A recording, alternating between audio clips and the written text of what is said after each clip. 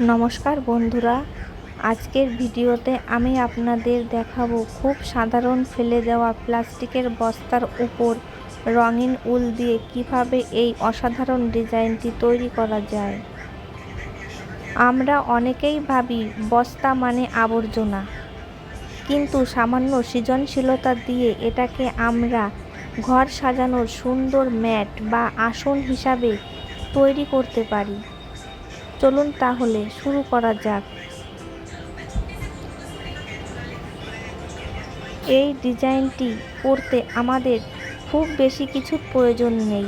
আমাদের লাগবে একটি পরিষ্কার সাদা প্লাস্টিকের বস্তা, কয়েক রঙের উল। আমি এখানে লাল, হলুদ, সবুজ, গোলাপি এবং বেগুনি ব্যবহার করেছি। একটি বড় উল সেলাই করা সুচ বা প্লাস্টিক সেলাইয়ের সুচ এবং একটি কাঁচি। প্রথমে বস্তাটিকে আপনার পছন্দ মতো কেটে নিন। এরপর আমি মাঝখান থেকে ডিজাইনটি শুরু করেছি। লক্ষ্য করুন, আমি এখানে ঘর গুনে গুনে সেলাই করছি। বস্তার প্রতিটি ছোট ছোট ছিদ্রকে একটি ঘর হিসাবে ধরে আমি উলের সুতো দিয়ে ভরাট করছি। প্রথমে আমি সবুজ রঙের উল দিয়ে পাতার মতো বর্ডার তৈরি করে নিয়েছিলাম।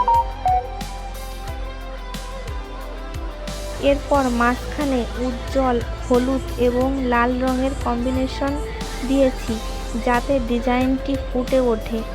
আপনারা চাইলে আপনাদের পছন্দ মতো রং ব্যবহার করতে পারেন, তবে মনে রাখবেন প্লাস্টিকের বস্তার উপর সেলাই করার সময় সুতো খুব বেশি জোরে টানবেন না, তাতে বস্তা ছিঁড়ে যাওয়ার ভয় থাকে।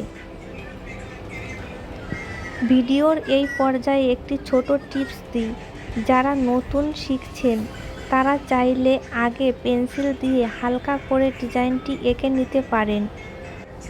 এতে ঘর ভুল হওয়ার সম্ভাবনা কম থাকে। আর উলের গিঁটগুলো বস্তার উল্টো দিকে দেওয়ার চেষ্টা করবেন যাতে সামনের দিকটা একদম নিখুঁত দেখায়। দেখুন, দেখতে দেখতে আমাদের পুরো ডিজাইনটি তৈরি হয়ে যাচ্ছে।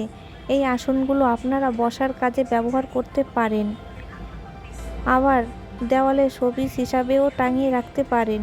আমার এই ডিজাইনটি আপনাদের কেমন লাগলো অবশ্যই কমেন্ট করে জানাবেন। ভিডিওটি ভালো লাগলে লাইক দেবেন এবং চ্যানেলটি সাবস্ক্রাইব করতে ভুলবেন না।